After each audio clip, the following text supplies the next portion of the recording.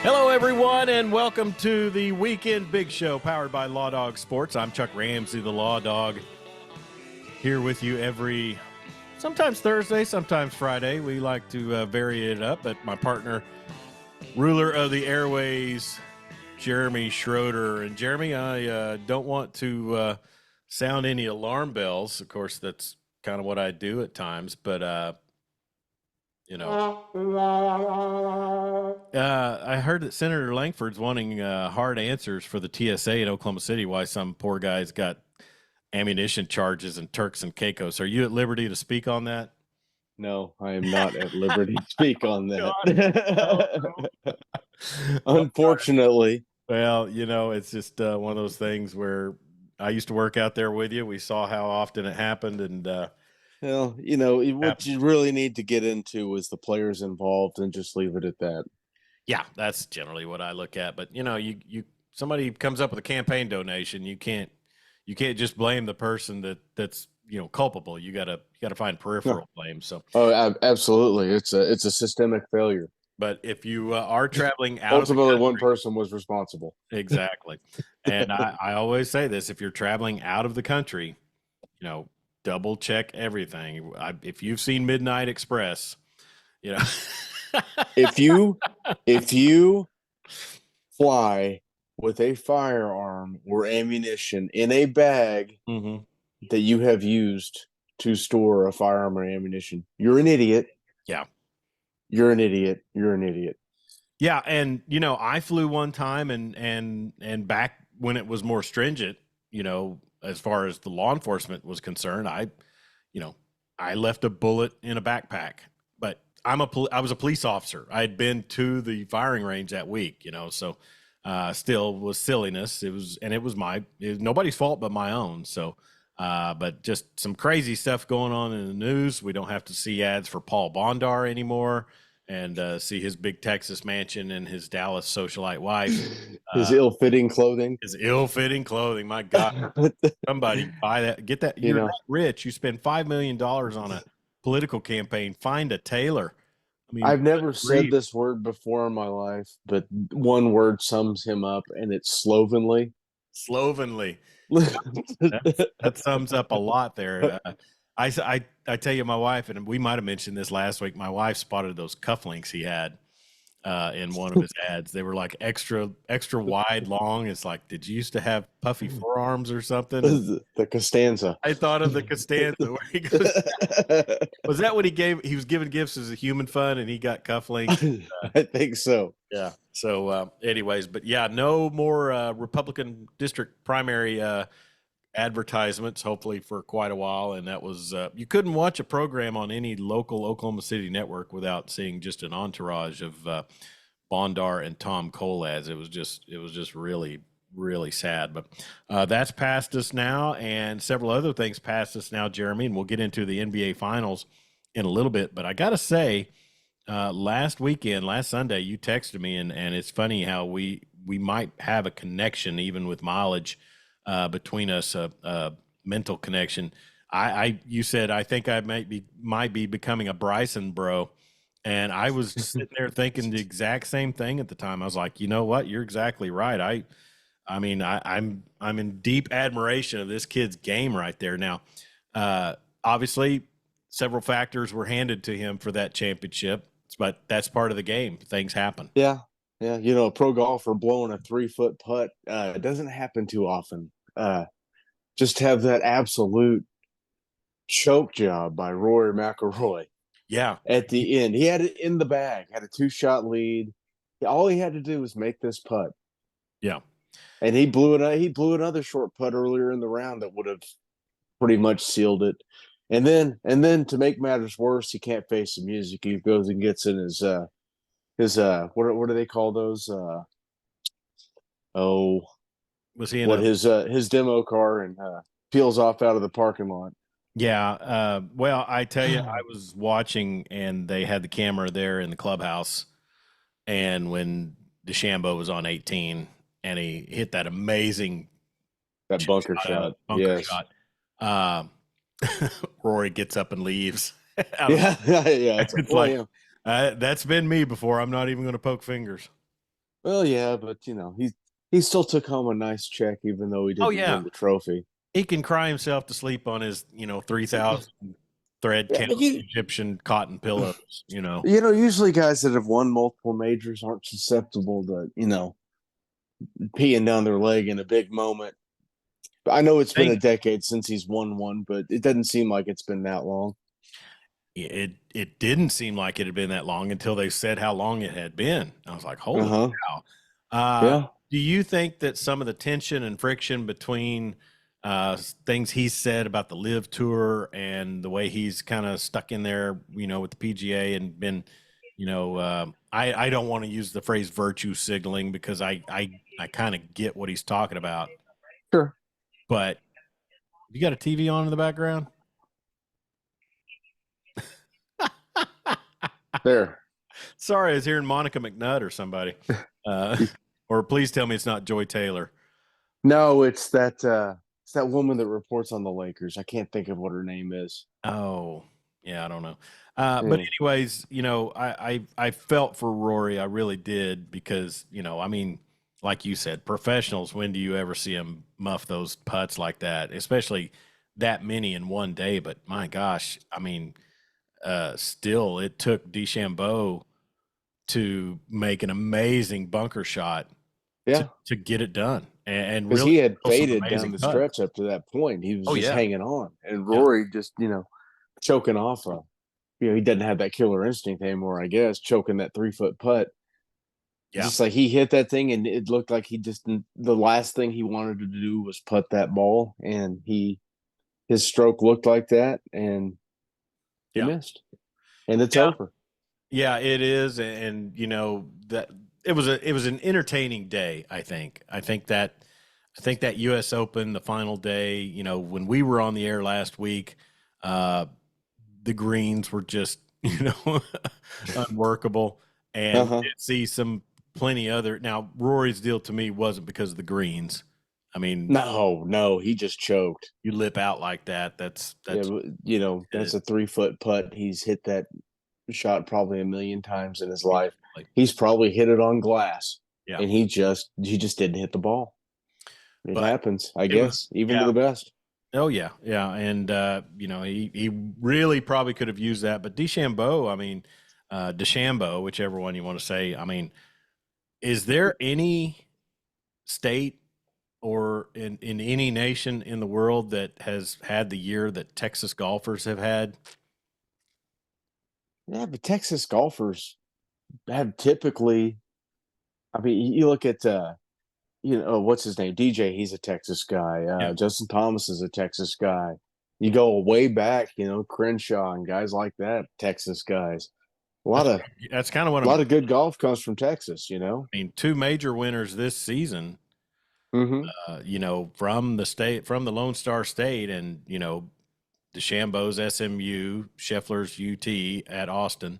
But it's just I mean it becomes noticeable and it's like wow they Sure. really they really do have some It's have playing in the some golfers. conditions of Texas and Oklahoma probably breed the best golfers because one day to the next you're playing in a prairie and 400 miles per hour winds, Yeah, just crazy conditions all the time, hot. It kind of prepares you for it, I guess.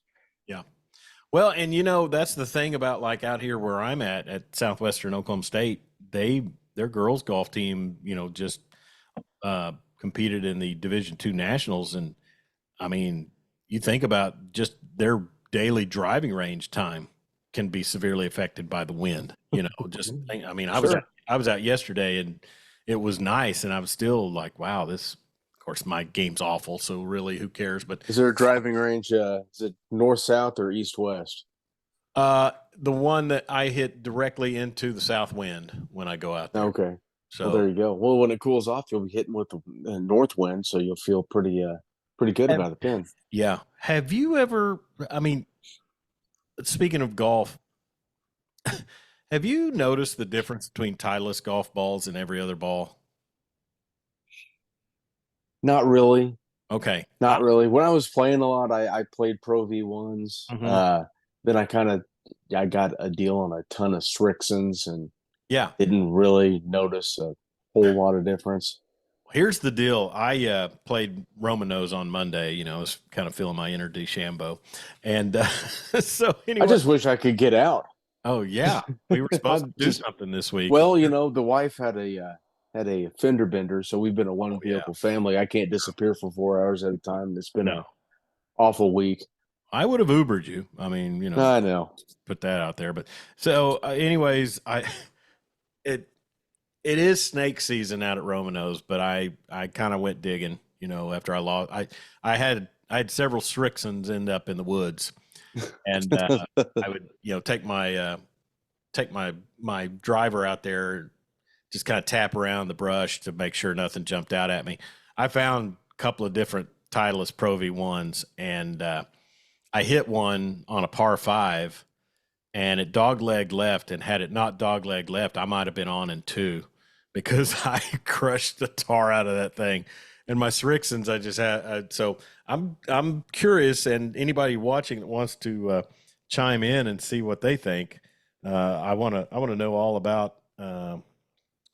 John Workman says tin cup. I don't know if he means me or you. So, anyways, uh, it was a lot of fun. But the U.S. Open, I thought, really held its own this last weekend, and they're playing the Travelers this weekend. But it's a great. I thought it was a great tournament. I thought it was a great weekend, and with the Heat cranking up in Oklahoma and having time to actually sit down and watch it on Sunday, I thought it was great golf television.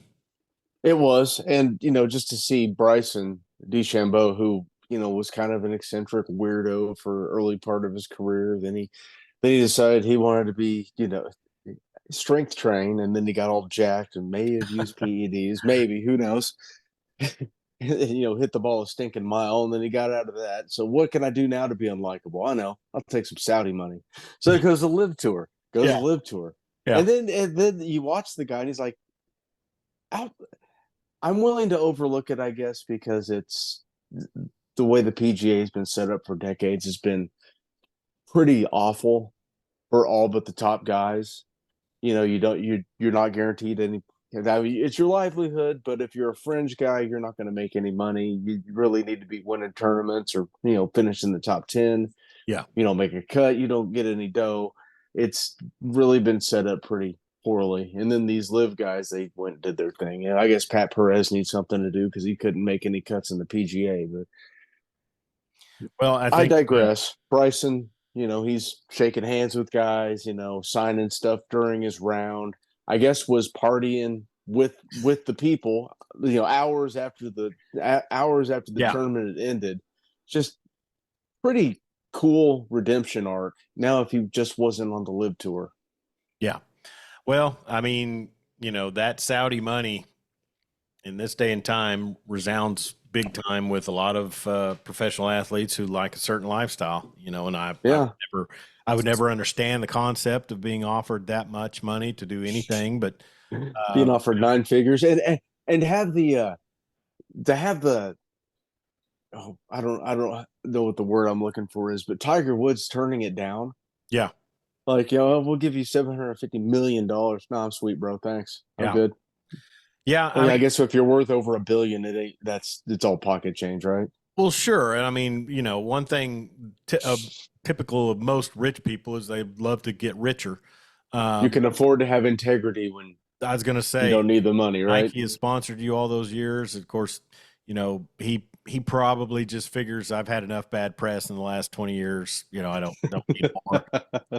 But the thing about it is like you said, I could not fathom what it would consist of being offered that much money to do. I mean, if they wanted us on Saudi radio to do this show and offered us six figures, I mean, what am I going to do? What am I? Like I said, I'm kind of in the middle ground on most everything, Jeremy, and we'll kind of get out of this topic real quick. But I was pretty appalled over the last several years by the pencil neck guy in LA's response to all this. He's just basically, almost the libertarian response to let him play, it's money, blah, blah, blah. And then there's the other side that's like, we're in America, and this and that. I mean, none of us know what we would do if we were offered that kind of money just to do what we do. And none of us. That's true. That's true. If it forces the PGA to kind of change their business model a little bit, become a little more player friendly, Yeah. then great. Yeah. Then that'll eventually lead to a merger and everything will be hunky dory again, right? Sure. Well, and so golf, U.S. Open wrapped up Sunday afternoon, and Bryson DeChambeau was crowned champion there. That's his second major, wasn't it? Yes, I think it's his second U.S. Open. And an SMU grad, and then also at Pinehurst, it's the it's the course where Payne Stewart won his U.S. Open in '99, and they did a heck of a tribute to him via his son. That video was really amazing, and former SMU guy, so really some good karma going around there, I guess, for the Ponies. So Monday transitioned into the NBA Finals, Jeremy, and a gentleman's sweep ensued after the Celtics lost by 40-plus points, or trailed by 40-plus points at one time, but lost mildly in Game 4 to the Mavericks, then just really came out, took care of business, and closed out the series, win their 18th World Championship in the NBA and second in this century. And then going back to the 80s where they won 3. But, just looking at that series and looking at those two teams, it's just obvious to me that, and they've said this all week, and I feel like we're just bringing up the rear and speaking the obvious, but it really is a team game when you boil down to it. Even the best teams that have played, you had to have contributions from other guys. Charles Barkley says at every game that they comment on, it's always the other guys. And Boston's other guys were better than Dallas's. That was a team that was built mainly through the drafts and trades, right? Yeah. Not too many free agents there. No, Drew Holiday traded, right? Was he picked up on a trade or he signed before the season? What about Derek White? Was that a trade? Don't remember. But again, these aren't, you're not building a team around Drew Holiday and Derek White. No. You're building a team around those two guys they drafted, Tatum and Jaylen Brown. Yeah. Jaylen Brown. Yeah. So, yeah, it's like put the final nail into the coffin of the super team. Please, yeah. Let's do this with these homegrown talent, actually building a roster, constructing a roster for need. Not just how many stars because we've seen that. We saw the Clippers have. Did they need James Harden this year? Because James Harden is a team wrecker. He goes everywhere he goes. That's his MO now. Clippers, Nets, and Suns are probably the three biggest factors to say, put a knife in the super team concept. Please do, and to a certain extent, maybe if the Mavericks don't get back. As far as, bringing in another star with Kyrie, especially if they go after LeBron. Well, I mean, when we say star, let's talk about what we're talking about. Go after LeBron. Yeah. Your buddy Bill Simmons put out a tweet saying that it would be hilarious if Boston drafted Bronny and held him hostage to force LeBron's hand. But no, the draft's coming up. But this Celtics team, back on them real quick. I enjoy Jason Tatum. I enjoy watching Jaylen Brown. I would have. I mean, obviously, Jaylen Brown has a very complete game.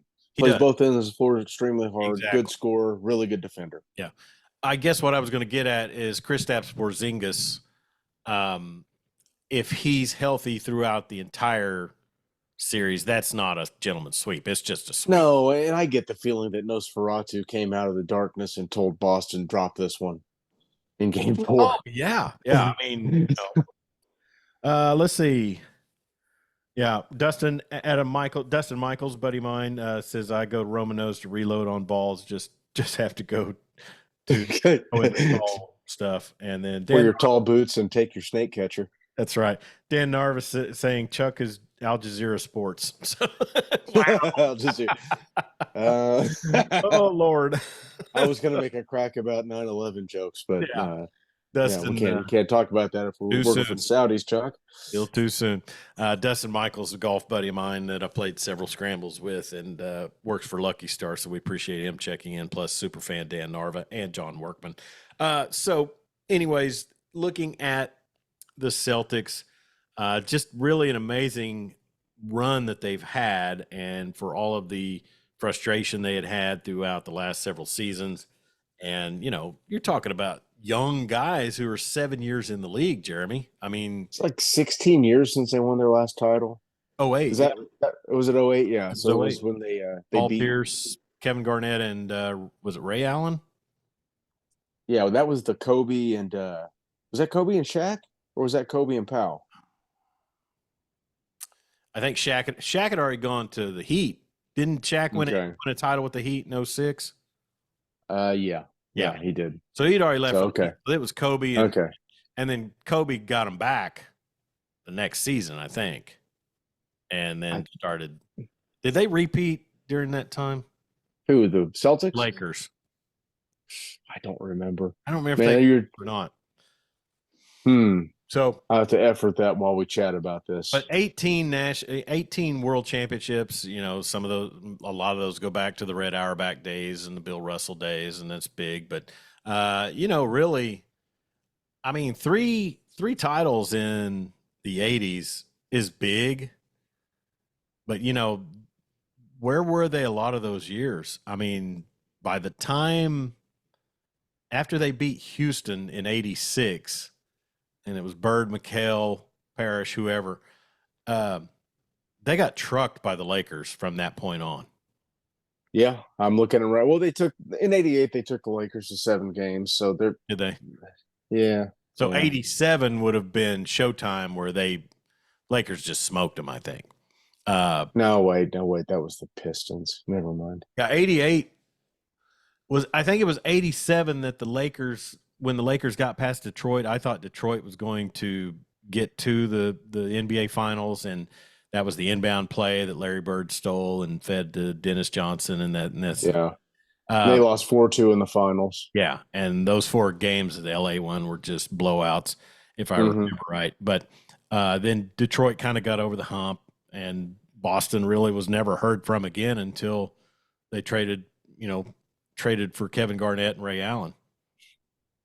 Yeah, that was some inspired roster building right there, wasn't it? Yeah, I mean it was I mean, it was kind of mercenary title, I guess. Yeah. They stuck around, and they had Paul. But think about the haul they got for those guys who were all 2 steps shy of being all walkers from the Nets. Uh-huh. And they completely rebuilt their roster through that. Yeah. Ainge did, and now he's falling flat on his face. And where is he? Oh, he's in Utah. Yeah, he's Ainge is. Okay. And they can't figure out what direction they need to go. But so Celtics are world champions. Congratulations to them. And then the draft is coming up. And just as the draft will come up next week, the Lakers announced today that J.J. Redick will be their new head coach. So did you catch all the blowback from Stephen A. Smith about the podcast with J.J. Redick and LeBron? No, I didn't. Yeah. So is LeBron in that portion of his career where he's going to be hiring his buddies? I'm going to claim ignorance here. I watched the video. I read the comments. Stephen A. Smith was saying he got complaints from black coaches saying that the timing of the podcast was all wrong. I guess I lost track of the timeline of I guess in essence, people were thinking it was a slap in the face to Darvin Ham for him to do the podcast, but they went after Dan Hurley before they went after JJ Redick. So I don't. That's true. I don't. Yeah, I don't know. I've had trouble following it, but man, good luck to him. I thought he did an outstanding job in the finals as a commentator. That was an awkward setup. I don't like 3-person play-by-play, broadcast teams. I I like a play-by-play, and I like a color commentary. And Doris Burke, I don't have a problem with her. I think she does a fine job, but just it's tough for two people to try to give analysis on a game and not step on each other, not have awkward silence, whatever the case. And I heard a lot of people critical of the broadcast. I thought it was I thought the broadcast was fine. I didn't have a problem with it, but now he's stepped up his game. He'll have a chance to do the Steve Kerr and go from the booth to the sidelines. See, they lost me. I thought it was a done deal. They were hiring Reddick, and then all of a sudden they were going after Dan Hurley, and now they're back to Reddick. I don't understand what that whole flirtation with Hurley was about. That doesn't seem like a fit. I mean, they've already had that guy, a very successful coach in a smaller league. What was his name? David. Oh my gosh, he was a coach of the Cavs.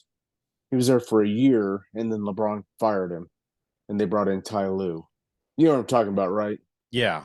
Yeah, I remember the coach. I can see his face. He's a very successful coach in Europe, and then he came over here and lasted the season, and LeBron got rid of him for Ty Lue, bring his buddies in.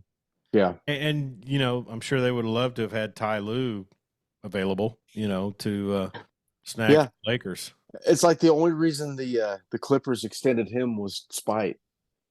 Oh yeah, because there's literally no reason why do you keep that guy around. You've been a first round exit, 2 seasons in a row? I guess second round last year, but you haven't. You've massively underperformed. As if you look at the talent on that roster, I understand that Kawhi never plays, but still, Paul George, Russell Westbrook, other guys on that team, James Harden, David Blatt. I knew it was a name. I wanted to Squidward. Anyways, he was an Israeli coach. Yes, Israeli American coach managed. But he was he's a very fine coach. Maccabi Tel Aviv now. He's a fine coach over there. Yeah. I mean, but because they know fundamentals over there. But you can't throw a guy like that to the wolves. Like LeBron would have eaten Dan Hurley alive. He'd been coaching Florida or somewhere next year. Oh yeah, yeah. And I heard somebody mention earlier in the week. I wonder if Calipari's upset that he hadn't gotten the call. Oh, but you look at it Hurley's perspective. They're going to hire him. They're going to force Bronny on him. Bronny, who's not good enough to crack his rotation at UConn, and you're going to get him ready to be an NBA player. As your job depends on it. Yeah, you mean I didn't know. Yeah, and JJ Redick is going to be longing for the booth. He is. Yeah, I mean that. And because the situation that Kerr stepped into and the situation that JJ Redick Kerr stepped into a young team that was ready to start ripping off titles. I mean, they had a lot of talent, and it was going to he was going to coach. Redick's going in. I mean, he's going to roll the basketballs out there for practice, but LeBron's going to be running it. Well, and looking at the Lakers, I mean, really, Pelinka and the whole crew. They just want butts in the seats. They just want to outdraw the Clippers, right? I mean, they're turning into the Dallas Cowboys. That's what I was going to. Yeah, good comparison there because they have the same fans. Yeah, many of the same fans. Them and the Yankees. Those two are the Yankees, and Manchester United. Sure, but you're exactly right. And the thing with the decision is I don't doubt that Redick knows basketball. I don't doubt that Redick. I mean, if something were to happen and say Mark Daignault just stepped away from the game, Redick could probably go to Oklahoma City and be pretty solid. A basketball mind like that. You're stepping in that's the Golden State Warriors situation. You're stepping into a roster that is constructed, not into. We tried to get all these guys around LeBron. We don't have any assets to work with. Here you go. Well, and Rui Hachimura is your 2. Yeah.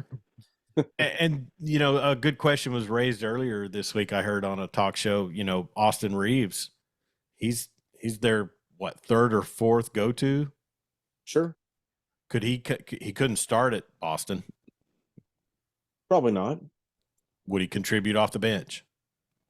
In Boston? Yeah. Who's he going to bump out of that rotation? They got a good rotation in Boston. Yeah. So that's what the Lakers are dealing with. Plus, I know it didn't play out in the finals, but I would still roll with the West being the more difficult conference. Because you do If you have look at the road that Boston had to the finals and the road yeah. that Dallas had, that's when those letter grades. We need to talk about that. Oh yeah. Those Let's letter grades. Yeah, go ahead. go ahead. You just tease.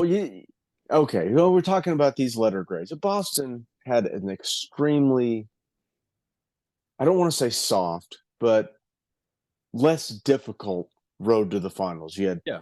two teams in the West won 50 games. Them and was it the Knicks? The Knicks won Yeah. 50 games. They were the 2 seed. They had a bunch of teams that were hovering around 500 or under 500 in the playoffs. Whereas when you go to the West, it's Thunder 50 wins, Dallas 50 wins, Oh yeah. Denver 50 wins, Minnesota 50 wins. And every team is within a game or two of each other. I mean, Oklahoma City was the 1 seed by a half game, Yeah. Yeah. It was a and three-way. three was 1 game out or 1.5 games out. I mean, it Barely. was very tightly packed. Yeah. All very competitive teams. The West, top to bottom, except for Utah. Not even Utah and Houston made some strides this year under Houston Ime made a Aduka. run. You Yeah. can believe that. Uh, that it's tightly packed and competitive. I'm trying to think of the worst team in the West. Memphis or Memphis. Yeah, was it I always Memphis forget. or Sacramento? No, Sacramento's was in the play-in. Utah? Utah's bad, but they were close. Hmm. Okay. Well, and so I get your point, and exactly what I see is the fact that, we saw the situation with Boston. Obviously, like you said, the road to the playoffs wasn't going to be too contentious regardless, but then when each team star gets injured, Portland was 21 Portland. and 61. Okay. And the Spurs. Yeah. Hey. You could have thrown the Spurs out there. You know what their record was, dadgum you. Right. Actually, I've kind of forgotten them. Just, I'm an impatient Spurs fan, but we'll see what happens. But no, and so going forward from this Boston championship, and the talk's been all week: are they a dynasty? Can they repeat? Blah blah blah. I don't know that we're going to see too many repeat champions in this league going. Too many teams are too well constructed. Well, and too many teams get hot at weird times. True. And True. think about Denver, and I'll say this to you, and we've said this before. LA has no concept of what they should have done in the play-in series. They should have tanked that game against New Orleans and drew Oklahoma City. They would have been a much better matchup against the Thunder than they were against the Nuggets. But it isn't that weird, just Yeah. because of rebound, just because of Anthony Davis, Oklahoma City doesn't really have a counter to him yet. Yeah.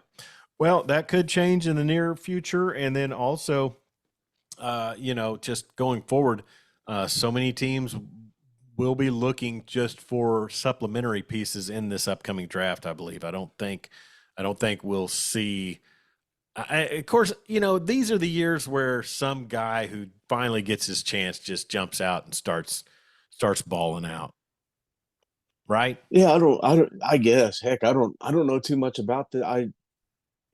I guess the best player who is the best player coming in this draft? See, I'm so out of the loop on that because I've heard it's such a weak draft class. Well, the Yahoo Sports mock draft has Zachary Risacker,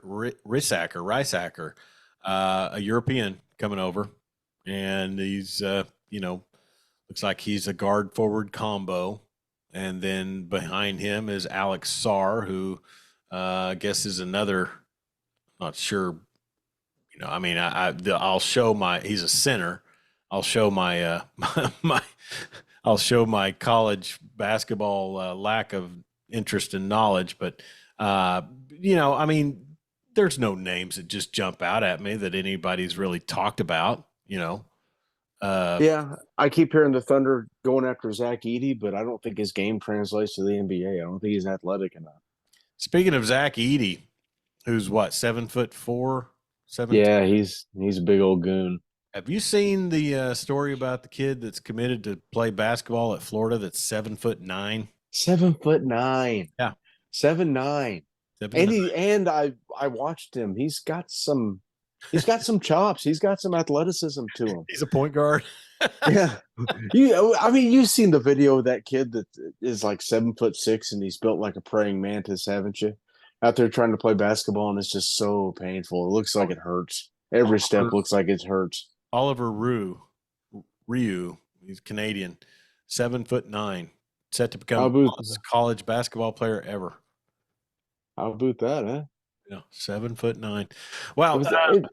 And here's the thing: no one cares about that. We're worried about which team's going to draft Bronny in the second round. And really, for that standing, for that matter, wouldn't you say that Bronny's kind of saving this draft? Hey, if you want to, I'll retweet this and tag you in it. But I got to say, the footage that I'm seeing is pretty stunning. And yeah, he looks like he can play. This is switching gears a little bit, but some clips from a page called Football's Greatest Moments of 5'5" Cowboys running back Deuce Vaughn. Deuce is loose out there amongst the Cowboys, Deuce, and he looks. Man, I thought Quentin Griffin looked diminutive. I watched this earlier. Yeah, it looks like one of these guys is just going to pick him up and throw him into the stands. Yeah, he's so small. Oh my goodness. NBA draft will be next week. We'll probably end up touching on that afterwards. College World Series going on. Texas A&M, Tennessee will start a series for the title. Jeremy, 4 SEC teams, 4 ACC teams, and they basically, ruled out any other squads, from any other conference from being in the World Series. And then basically A&M and Tennessee have just kind of handled their business and got to the finals.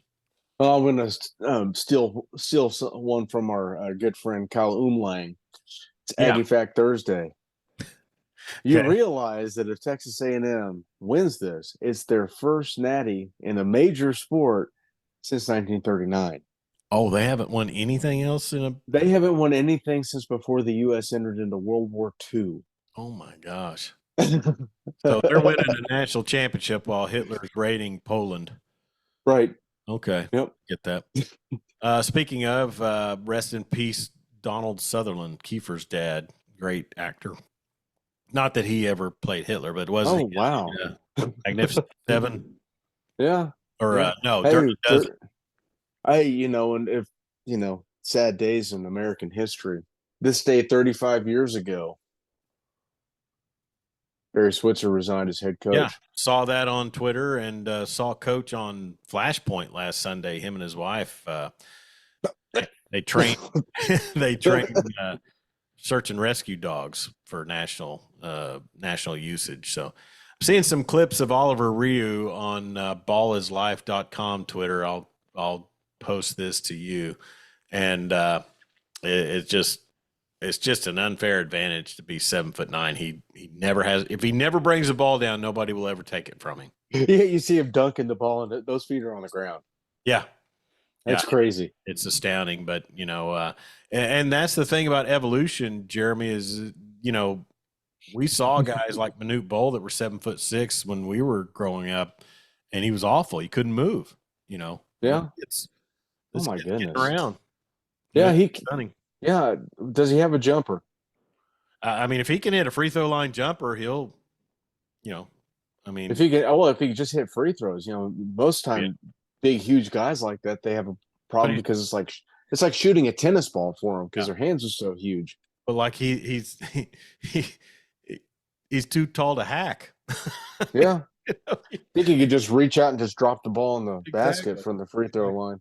All right, this is the Weekend Big Show, and as Jeremy mentioned, sad days back 35 years ago as Barry Switzer stepped down from the Oklahoma program. It was time. He'd kind of let that program go awry. Not that other programs weren't doing the same, and some actually doing worse. Sandusky. Anyways, but I remember that day, and it was a weird summer that year, 1989. I was living in Tulsa with my brother going to school at Tulsa Junior College. during the summer, but it was just you saw to me, I saw the downfall coming, Jeremy. It was from that Nebraska game that was in the cold and rain that year in '88, the season before. Charles Thompson couldn't get off the ground, or couldn't get things going. They just were not the same program that they had been. And then I think they lost to Clemson in like a Citrus Bowl or something like that season. Then all the things come to fruition, come to light. The Charles Thompson Sports Illustrated cover, and then boom, Barry steps down, and he documented it in his book Bootlegger's Boy. Wasn't Bernard Hall around that same time too? Who? Bernard Hall, the rape of the bud, and the Jerry Parks shooting his roommate. Yeah, there was a rape allegation with 3 players. Then there was Jerry Parks actually had a cousin who went to OCU where I went at the time, and we all were very polite to him after.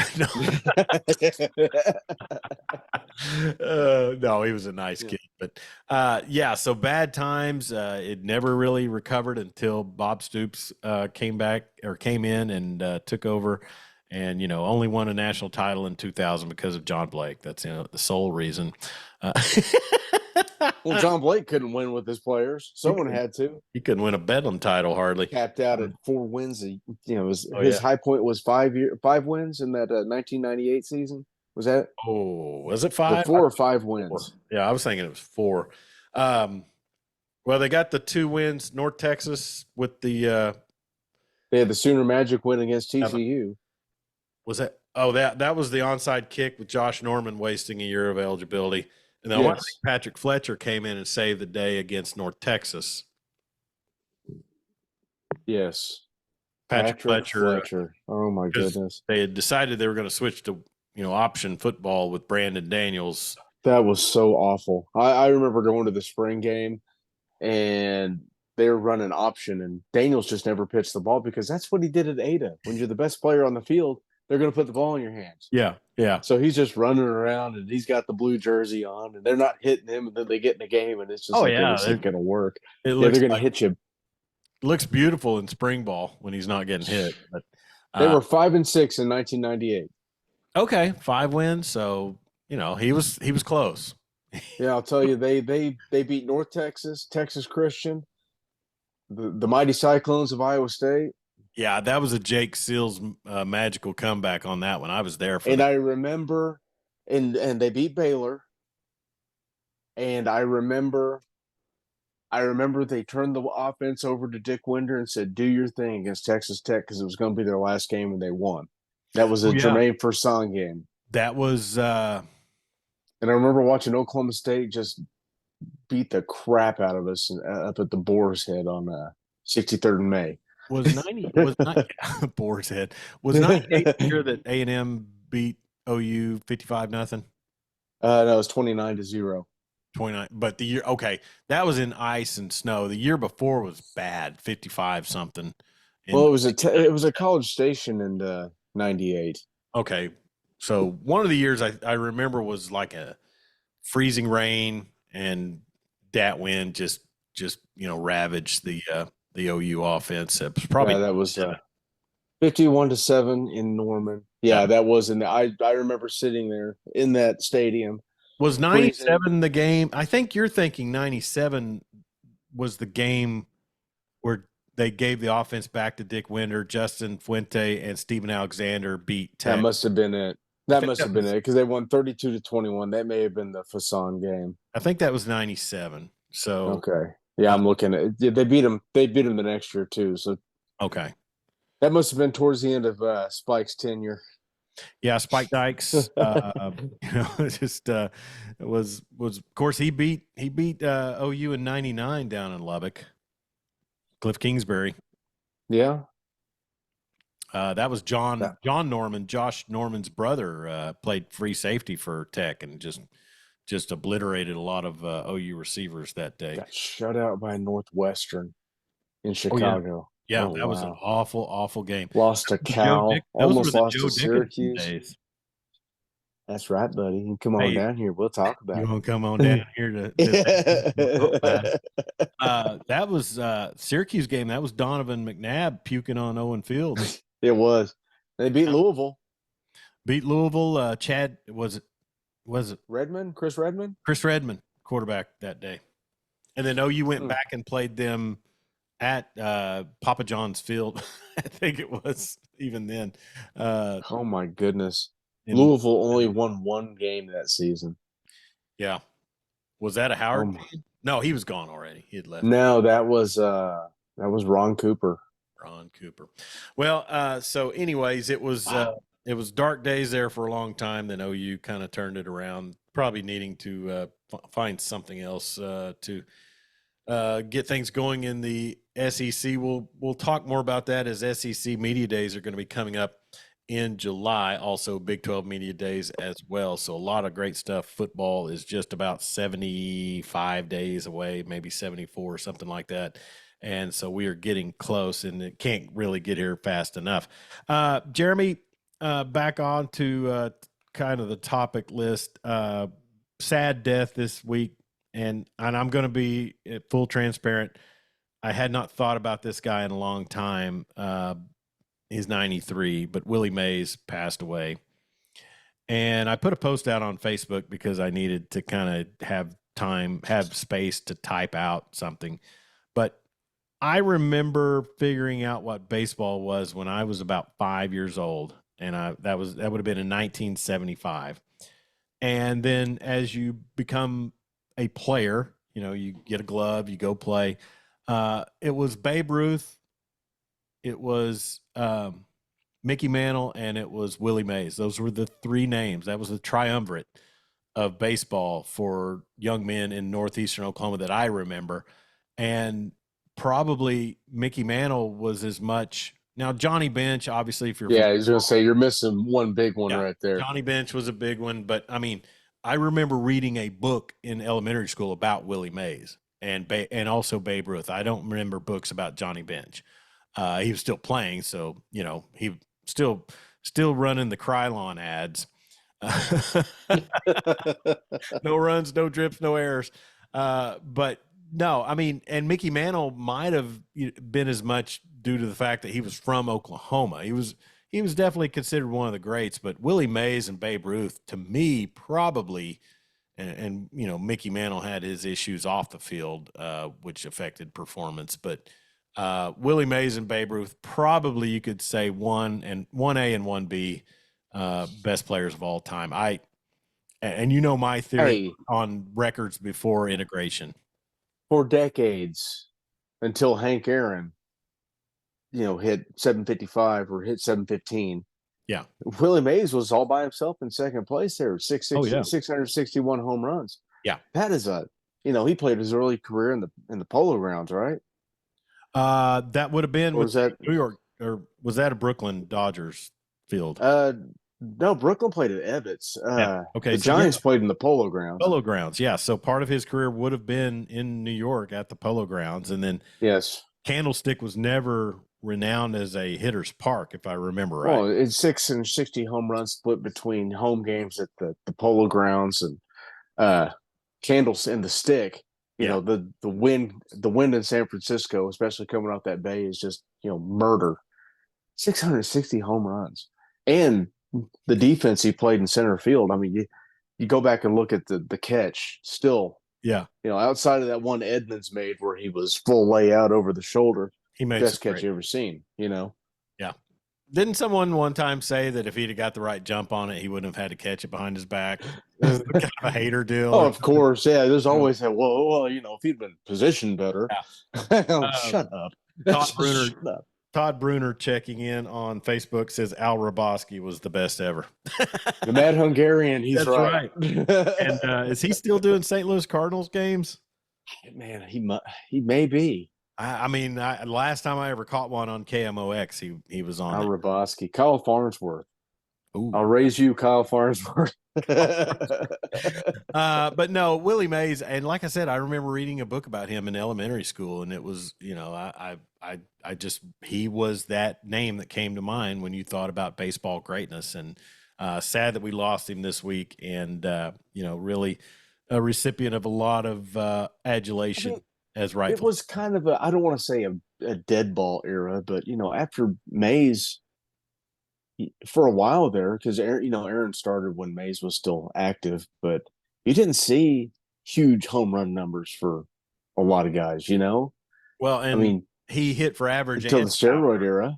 Yeah, That's kind of where I was going. you had your odd Dave Kingman, but Well, Greg Luzinski, he was a power hitter, yes, struck out like crazy. Bill uh-huh. Murphy could hit for power. Yeah, but he didn't get the 500 home runs. He's still No. not in the Hall. Think about this. Should be in the Hall. You and I are pretty close in age, but when I think of home runs between the time I was in elementary school till the time I was in junior high, Jack Clark always came to mind. Jack the Ripper, Jim Rice. Jim Rice was a big hitter. Willie Stargell could power. Pops Stargell could hit it a mile. And probably a lot of it too, Jeremy. It was the fact that Ron Kittle, Eddie Murray, he was hitting for average and power, and he was in Baltimore. Both sides of the plate too. How many times were we catching Baltimore games if they weren't in the series?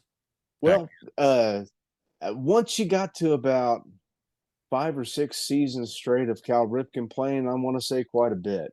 Yeah, well, I'm talking about because right. Just before he became Cal Ripken. Other than the Braves or the Cubs around here, yeah. Who were you getting to watch a lot? You weren't. You had a weekly game on NBC. Saturday afternoon. It was going to be Dodgers or Yankees.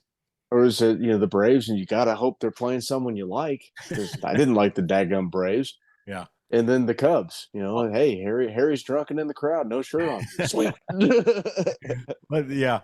But when I think about now, people that would be, of age to have had children our age, so much of it was Cardinals back in the day. It was particularly listening on the radio. But here, Musial, he was somebody that was and the man, big name. But Bob Gibson. Yeah. But think about this. Imagine if Willie Mays had been a Yankee all those years. Oh my goodness! You can imagine. There would be no debate. No, there wouldn't, and he would probably have about 60 or 70 more home runs that would have been deep flyouts to right field. Yeah. Max Patton mentions Reggie Jackson, Dave Winfield, Dave Parker, Dave Winfield. Those were big names. Reggie was a big power hitter. Like I said, Jim Rice, I remember him hitting for a lot of power, but Willie seemed to be one of those last guys that hit for power and average. Clemente could have been that guy, but yeah. Thanks, Max Patton, for checking in. Also, Todd Bruner. But no, Willie Mays, just like I said, he'll always be just renowned as one of those names in that triumvirate of. Let's see, he had a 301 career average, 3,293 hits, 660 home runs, 339 stolen bases. Yeah, dual threat on the bases, 5-tool. He's probably the epitome of 5-tool guy. So talk about this, because I'm going to vent about this. You remember how long it took Andre Dawson to get in the Hall of Fame? Yeah. Okay, so he had 400 home runs and 300 stolen bases. So only one other guy had done that, and it was Mays. Yeah. And it took the Hawk that long to get in the Hall of Fame, and he was, not a steroid user. He was pre-steroid era, but he wasn't getting in. Yeah. How many of these guys were in the Hall that were using? Oh yeah. I don't know. I just, when we talk about, and I hate talking about the Baseball Hall of Fame because it's just kind of a joke. There are guys in there deservingly, but there are dudes that are just blatantly getting looked over now. And then guys that should be first ballot, or should be unanimous. And there's one jerk, that just throws a no vote just to say he did. Sure. I don't think Ken Griffey Jr. was unanimous. Talk about a guy who should have been unanimous. 600 home runs and was a good citizen. Has there been a unanimous vote?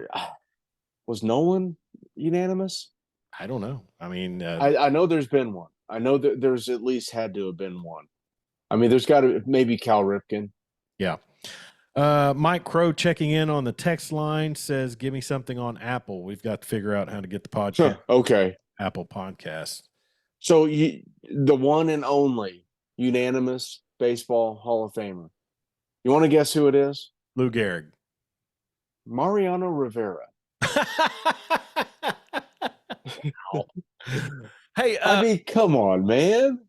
yeah. Shifting gears real quick, Jeremy, and trying to get out of here in a little bit. Did you see that McAfee said he may step away from College Game Day? That's beautiful. I mean, I got to He give do a what guy a hand for self-awareness. well, you know what? You know what he can. He probably got it in his head. You know, I can do this on YouTube. Probably draw 5 times the viewers, make a lot of coin that way. I don't have to deal with all that crap. Yeah. Because he's the guy now. You know, he's the guy. People, I see he has thousands of people watching him on TikTok. Yeah. You know, he'll throw the Pat McAfee show up there on TikTok, and you can watch it there. Thousands of people watch him on that platform. Just imagine if he's doing a College Game Day by himself or with his format. Yeah. Definitely he's been the square peg in the round hole on that show. It turned me away from it. Now, Yeah, it's kind of about their alternative, but Game Day's tough because we had the same crew. It was like putting on an old pair of shoes every Saturday morning. We had the same Kirk. Yeah. What was Chris? Oh man, who was the Fowler was the Chris original. Fowler? Before Corso. Yeah, before Corso declined. He's like 90. Who took over for Fowler that does it now? It was Reese Davis. Reese Davis, yeah. You could put him in a lineup. I probably couldn't tell them apart right away. Exactly. Kind of talking heritage. Dan Garva checking in. I never really saw the best of Mays. He looked like an old man one time. I saw the Mets play the Expos on the game. Stumbling around in center field, yeah. 69 or 70. I was born in 70, so thanks, Dan. I think it was like 72. I'm sorry, I just had his Wikipedia page up. I don't think he went to the Mets till 72. Okay. So, but that was the thing about Saturday baseball, and then also this week in baseball. That was oh yeah, Twib. I did enjoy this week in baseball. Was it Mel Allen? Yep. How about that? No, now I miss baseball tonight. I miss Web Gems. I miss this. We just don't have that anymore. Sunday night baseball.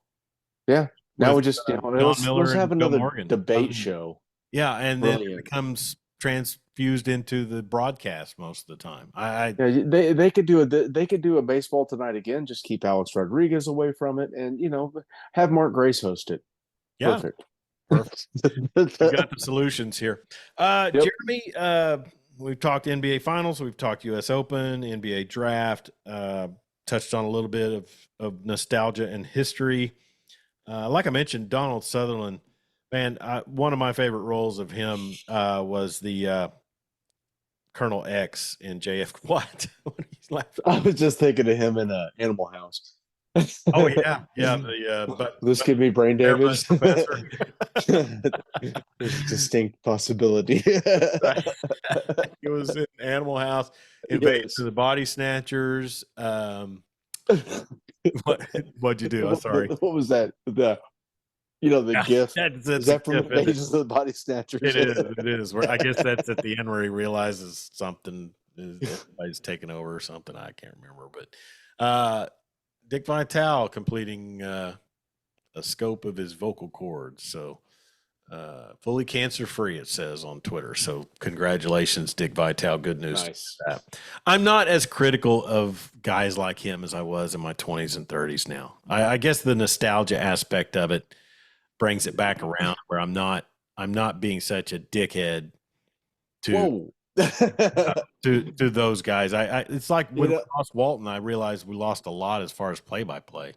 Well, when Steely told the story about him ushering Dick Vitale around Norman in the 80s, made me appreciate him a lot more. He wanted to go to Opie's, he wanted to dance. He's just a guy. He's just a guy.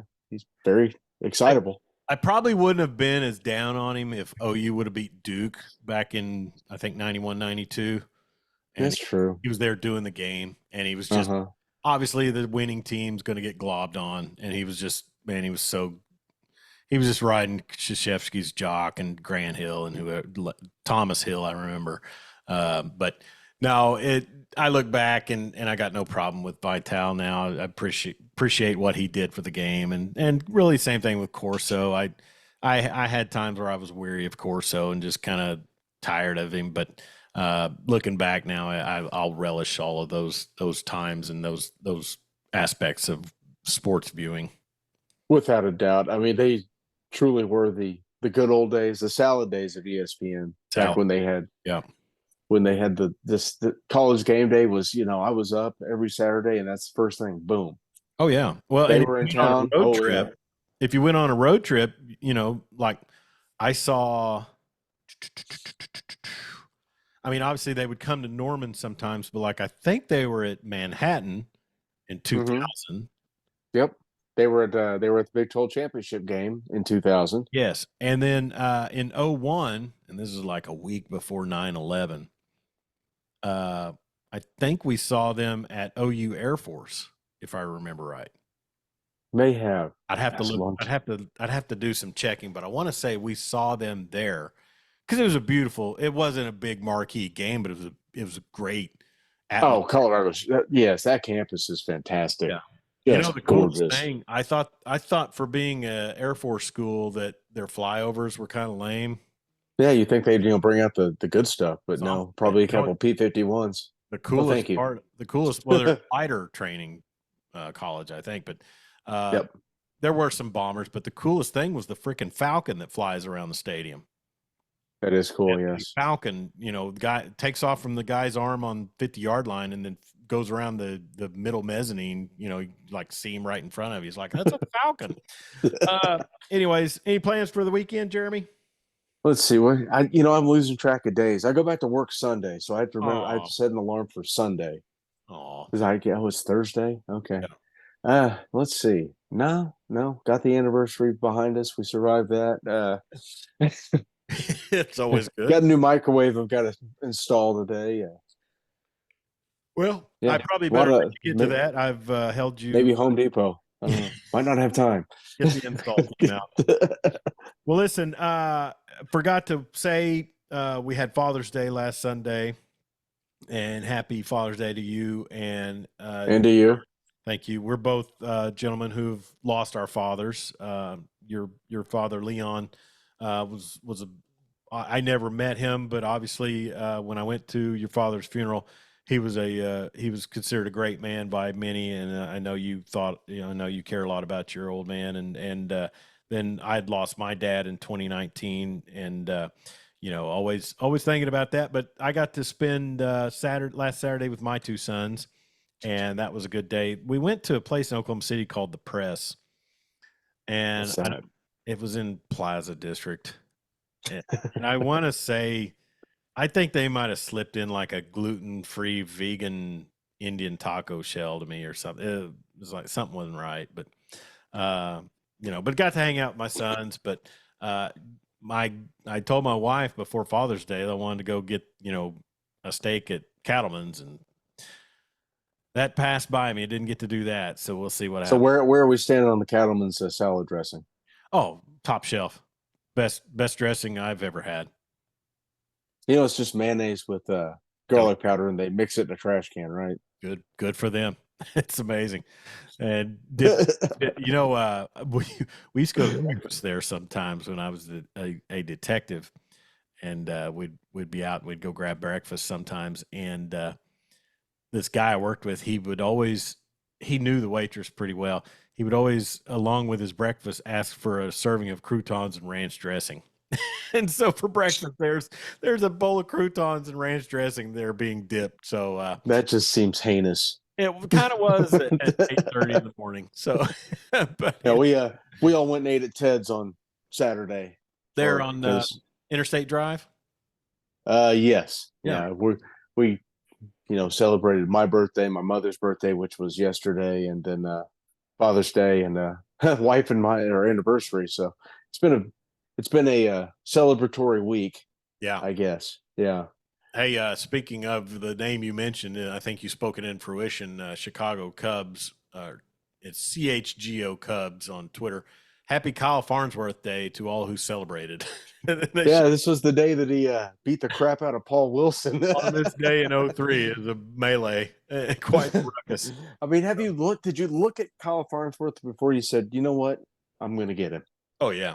There's a Twitter video going around of Lance Lynn, and he had a 3-run jack off of 3-run homer jacked out on him, and he he came back or he gave up a solo shot, and I forget who it was. It's interesting, but seeing the profile on Lance Lynn was pretty amazing. It makes me feel pretty good. So anyways, well, listen, we got to get out of here, but Jeremy, have a great weekend. And man, it's always fun to do the show with you. I apologize that you took on your week off. We weren't able to connect for some golf, but we'll figure something else out down the road. Yeah, I did. I need to get out desperately, but I just couldn't make it happen this week. That's understandable.